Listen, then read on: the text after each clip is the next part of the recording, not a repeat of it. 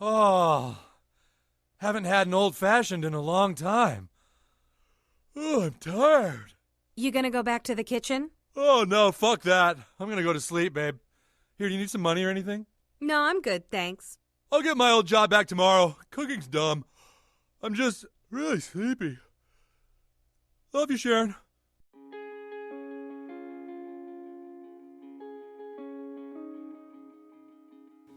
If you ever observe a young pack of male Homo sapiens during the summer months on the beach, you may notice that they are walking about with the tongues hanging out, greatly excited about the females they may encounter, especially those ones that reveal a lot. If you observe them more closely, you may even start laughing about the silly things they are ready to do to get attention. But did you ever pay any attention to the mechanisms of your own sexuality and how much control they exert onto you? The urge to reproduce can make men jump through many hoops. It can mean the difference between you sleeping tightly during the night or waiting in a line to the new fancy nightclub at 2 a.m. on a December morning. You want to dance? We're not in the club yet. Right, so maybe when we get in. It can make you hit the gym every day instead of sloughing on your couch for hours on end, especially if a girl you like also goes to this particular gym. Best friends have become the greatest enemies over the heart of a cute girl, and many men have thrown away their dignity or ended up in the hospital in the conquest of getting female attention. Some argue that sexuality is the most influential factor in our whole existence, the underlying source of all motivation in life. Besides mere survival, the main task of any biological species is to reproduce and send through their genetic material to the next generation. The motivation to do many tasks in life is often derived from this need, even if it is not too obvious at first glance. Ever wondered why you want to be taller, trained, lean, healthy, and suntanned? Or why you want to earn a lot of money and drive the fastest car? Why it's way more appealing to be a doctor or a pilot compared to being a programmer, even though the programmer may earn more? Yes, there are individual differences and tendencies that can partially explain those choices, but the main reason is that human beings love to be appealing to other human beings. All those achievements send certain signals to potential mates, and if it wasn't for this particular reason, you would most probably be fully content with being a chubby, semi-healthy couch potato who doesn't often leave the house and who plays video games all day long. When there is no incentive, there is no motivation, no driving force, no motor. That's why raw sexual lust and desire are extremely potent. This desire, if put in another perspective, can be looked at like a pet that can be trained. A pet that gets stronger every time you feed it, and depending on what you feed it, will turn its direction in life. In the hand of a great ruler, this pet can become your companion, a friend and a guide. Its power, used carefully and for the right things, can catapult you into heaven on earth.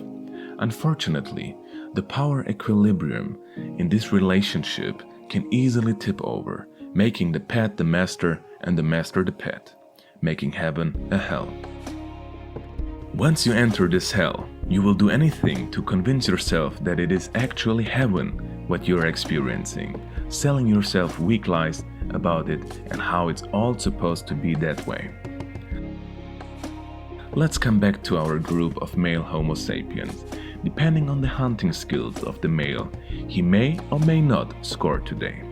Regardless of the success rate, a scoring and a not scoring subject will both reinforce their desires, or in other words, feed their pet to become stronger. One time with a casual one-night stand, the other time with pornography at home. Unconsciously to you, the pet gets again a little stronger, satisfied only for a couple of hours until it demands more. In fact, it will never be enough. The next day, your tongue is hanging out again, this time just a little lower than the day before. Ever fed, never satisfied, so it seems. Each day that passes, Slowly but surely, you start seeing the partners you choose in real life or on the screen as a means to an end, not really the human being they are. A human being with a history and a future, with emotions and wishes, a companion and a friend. At that very moment, you stop being the master. You became a slave, a robot instructed with its task, on its way to fulfill an ever-increasing demand that can never be fulfilled. Compulsivity took over, sometimes even an addiction, reinforcing itself whenever you feed the pet. How do you weaken the pet? To be able to give it a new direction. A direction where everything has its place, but nothing tips over the delicate balance. Marge, voulez-vous rendezvous at the dog's bed? I can't move. His head's on my arm. Can you give me a foot rub? Starve it for a while. Once you break this reinforcing cycle, other human beings become more to you than just mere sex objects. Wait, what do you mean? Gotta go to work early. Out of a sudden, you get drawn to their energy and who they are opposed to how they look. The all dolled up woman may even become boring and not worth your time because now you seek way more in them than just sexual pleasure. Because now you will no longer be controlled by sex and your view of women will change. Once you stop getting bombarded with sexual stimuli and give your brain and mind time to recalibrate, you will no longer view other human beings as mere sexual objects and get rid of the intentions of just using them for your own gratification. No, I'm afraid what happens is that you become more of a man. There is a reason that two biological sexes exist. You will see women for the beautiful beings they are and become protective of them. I believe part of our job on this world is to look after women, just as it is their job to look after men, to be role models for our sons and daughters. I don't think anybody can be a good role model if he or she willingly immerses into the world of pornography. We are stewards of this world, and that means taking care of and looking after the woman, animals, and the land.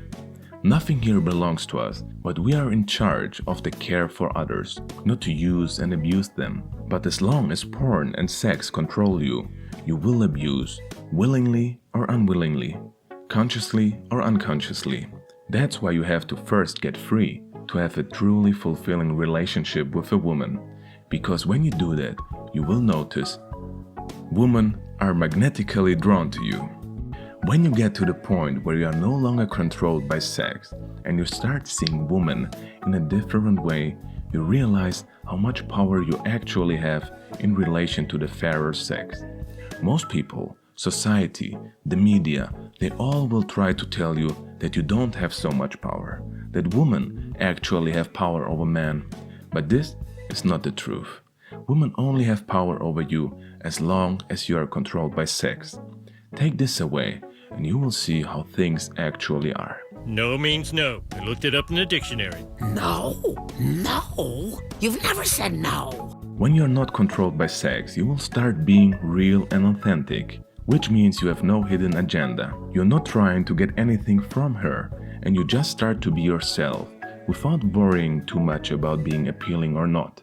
When you're straight up and genuine, your intentions will be good, and when your intentions are good, women will feel this and will be drawn to you almost as if by a magnet. When you are free of sex, something happens internally that women are completely drawn to you. This is not the power you get to abuse. These women are drawn to you because you are a beacon of light in a dark world, and that is a gift not to be taken lightly. Seeing your changes, you discern that sex is extremely powerful and can make or break you. There is a thing or two to be said about compulsion and addiction. No matter how you slice it, the more compulsion in your life, the more something mentally, physically, emotionally, and spiritually seems to be wrong. Notice how the most compulsive among us are also the ones with the greatest distress in their lives. More drugs, tobacco, alcohol, video games, social media, junk food, porn and sex. This goes often against the messages portrayed by media. The more sex and sexual partners, the better. Pornography is told to be healthy and helps discover and refine your tastes and other nonsense. What is there healthy about imagining something? What is there to discover that you already don't know? Wasn't it already clear when you were 11 years old and she smiled at you with her gorgeous face? There is nothing you need to learn or to discover about yourself where pornography can help you. You don't need it, nor did the billions of people before you, your ancestors, even your grandparents. It is all already there. Fantasies and porn are just crutches, a help for somebody with a broken leg. You are not losing anything, but only gaining if you get rid of it. Guard your mind. Once you start with it, it often seems to be a reinforcing cycle that will suck you in deeper and deeper. The more broken we are, the more we rely on crutches, and the more we rely on crutches, the more broken we get. You use a crutch for a broken leg only for as long as it is necessary. You have to burden and put weight on it as soon as possible to make it strong and functional again. Once you are somewhat broken, it's hard to see that the things you were avoiding, fearing, or forgetting about are actually the most fun and rewarding. When taking a shortcut to Pleasure City with pornography, you essentially skip everything involved in getting to know her. Your heart pounding when asking her for the first time out, her looking like a wet poodle when a sudden shower of rain managed to surprise you both. Your first kiss, you skipped everything, like buying a game and skipping right to the end. You won. You fulfilled your whole purpose of existence and reproduced.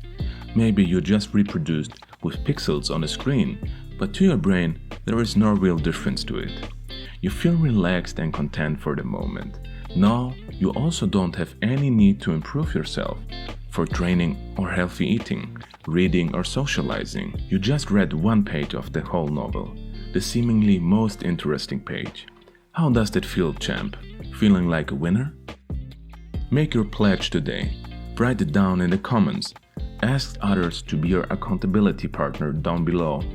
If you can't find anyone, I will hold you accountable. Leave a daily, weekly, or just one update at the end of the month on how you feel and if you succeeded. Become the steward of your own life. If you like this video, then give it a thumbs up and subscribe to the channel. Peace!